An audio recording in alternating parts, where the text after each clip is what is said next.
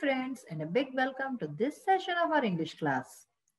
या सेशन मध्ये आपण एन एपिटोम ऑफ करेज हा जो चॅप्टर वाचत होतो डॉक्टर स्टीफन हॉकिंगचा बद्दल, त्याचाच आज कन्क्लुडिंग पार्ट वाचूया की शेवटी जे 2 पॅराग्राफ आहेत त्याच्यात काय आहे लिहिलं.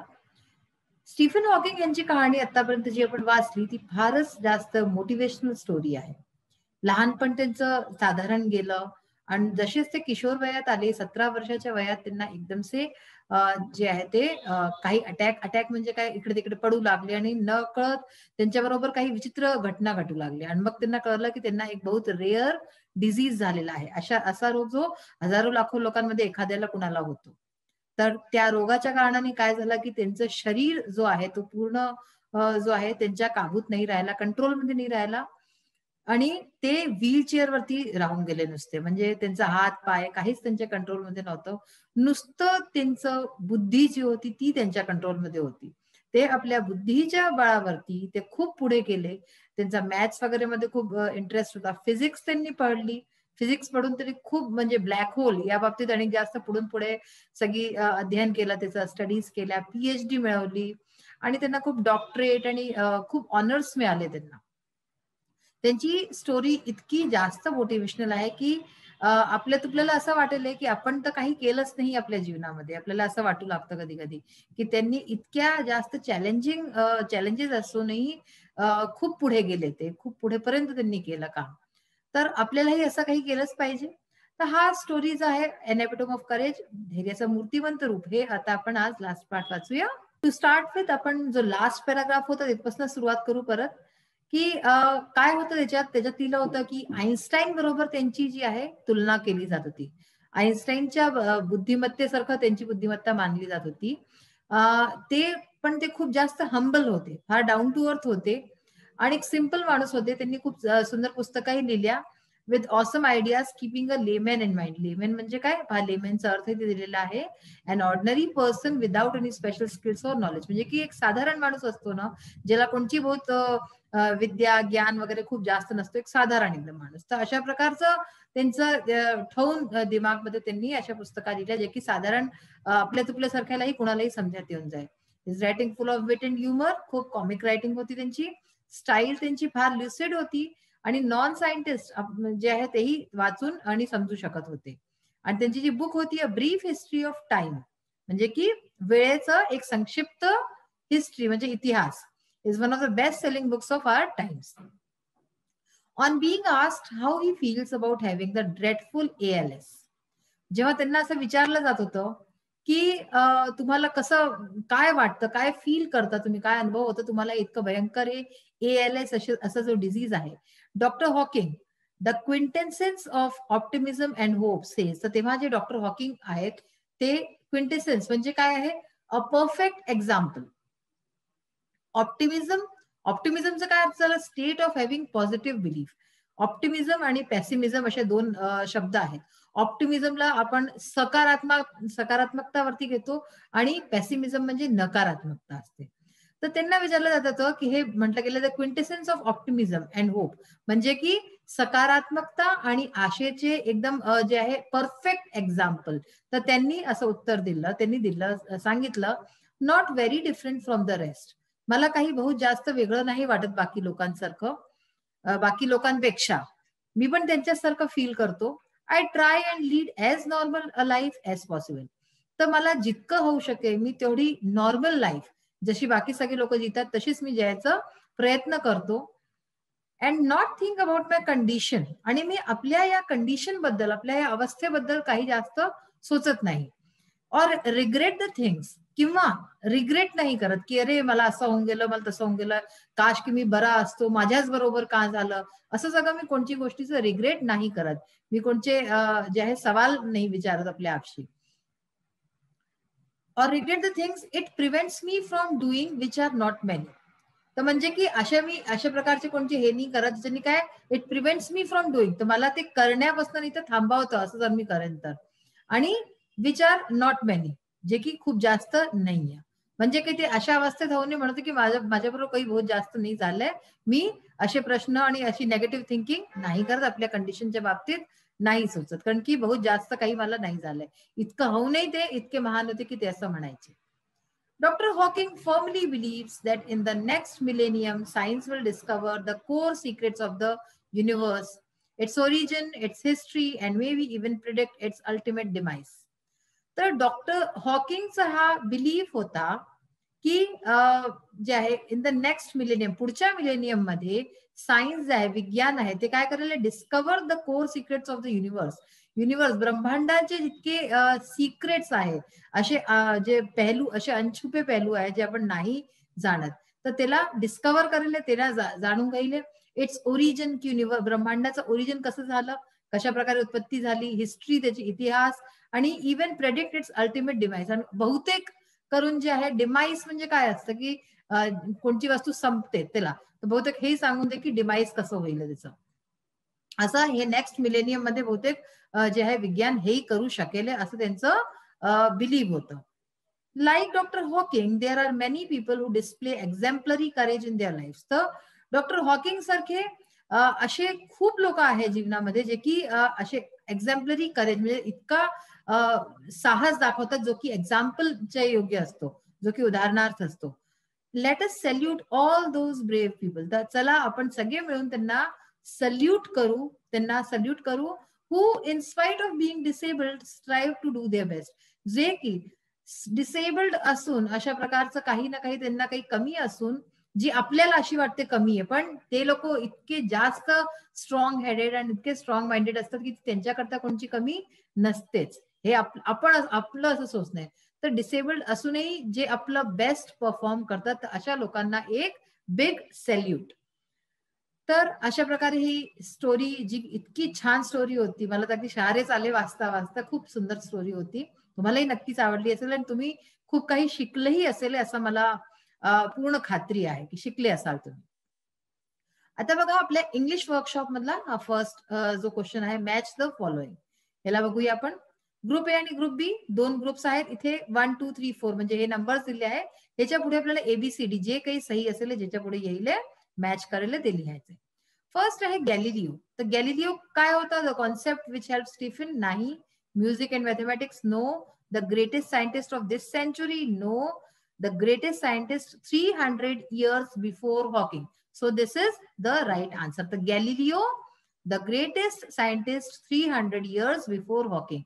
The first च्या पुढे काय लिहाले ते तुम्ही? डी लिहाले. First D. सेकंड आहे डॉक्टर स्टीफन हॉकिंग. तर डॉक्टर स्टीफन हॉकिंग कोण? The greatest scientist of this century. या सेंचुरीचे, या शताब्दीचे एक महानतम वैज्ञानिक. तर सेकंडच्या पुढे काय लिहाले? सी. 1चं डी झालं, 2चं सी झालं.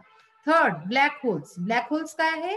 The concept which help Stephen to get his PhD. तो कॉन्सेप्ट ज्याने की स्टीफनला पीएचडी मिळाली.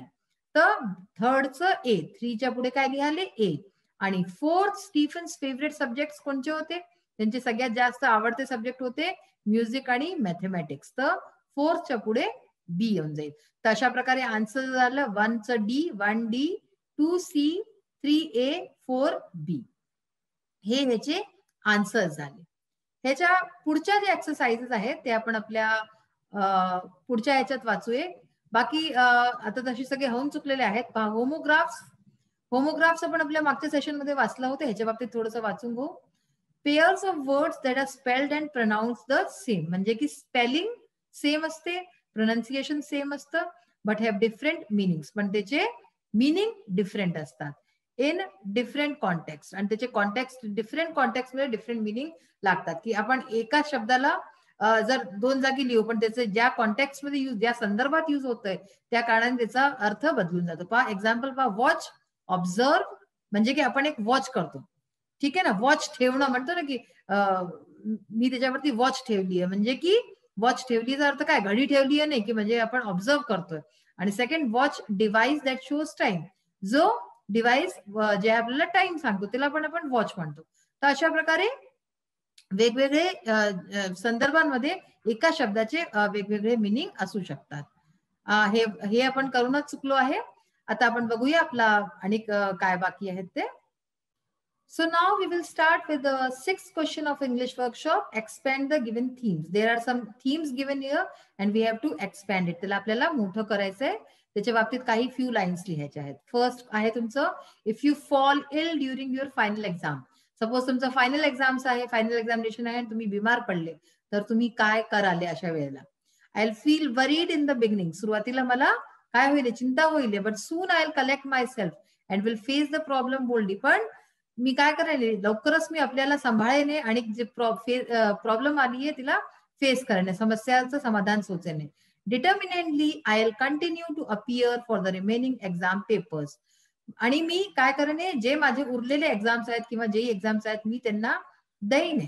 Because I already have completed my study. कारण की मी आधीपासून आपल्या पढाई जी आहे ती पूर्ण करून ठेवलेली, अभ्यास पूर्ण केलेला आहे. And revise it well before the exam. आणि एक्झामिनेशनच्या पुढे, एक्झामिनेशनच्या आधी मी रिव्हिजनही केलेलं आहे. हे पण हे तेव्हाच होऊ शकतं जर तुमचा अभ्यास झालेला असेल, रिव्हिजन झालेला असेल तर तुम्हाला काही पण हो. पण तुम्ही जर डिटर्मिनेंट आहात की नाही मी पेपर देऊन राहीन तर तुम्ही देऊनच राहिले. My parents will be there to look after my health. माझे पेरेंट्स राहतील जे की माझ्या स्वास्थ्याकडे लक्ष ठेवतील, मला डॉक्टरला दाखवतील, मला औषधं देतील, medicines and my fast recovery. तर ते माझ्या फास्ट रिकव्हरी की मी लवकर बरा हो ते ह्याच्याकरता माझं लक्ष ठेवतील. My friends also will help me in my studies. आणि माझे मित्र सुद्धा माझी मदत करतील माझ्या अभ्यासात. So everything will fall into place. तर म्हणून सगळं काही एकदम व्यवस्थित निपटून जाईल. सेकंड आहे, if you meet a disabled person who needs help. जर तुम्हाला असा कोणी व्यक्ती मिळाला जो डिसेबल्ड आहे आणि तो जो आहे तो तुमची मदत चाहतोय तर तुम्ही काय कराल? I will treat him kindly. तर मी त्याला चांगल्याने ट्रीट करेन, चांगलं वागेन त्याच्याबरोबर. I shall sympathetically enquire about his difficulties and requirements. मी त्याच्याशी त्याच्या जेही जरूरता आहेत आणि जेही कठीणाया आहेत त्याच्या बाबतीत विचाराने, प्रेमाने. I shall try to provide him with the things he needs. मी प्रयत्न करेन की त्याला जे काही हवंय ते मी देऊ शकू, ते अरेंज करू शकू. If his needs are beyond our reach. जर त्याचे जे नीड्स आहेत, जे जरूरता आहेत त्या माझ्या ऐपतीपेक्षा जास्त आहेत, we shall contact the persons organisation. तर मी अशा लोकांना किंवा ऑर्गनायझेशनला कॉन्टॅक्ट करेन हू कुड help him and fulfil his needs and requirements. जो की त्याचं हेल्प करू शकेल आणि त्याचा जेही रिक्वायरमेंट्स आहे, जरूरत आहे त्या पूर्ण करू शकेल.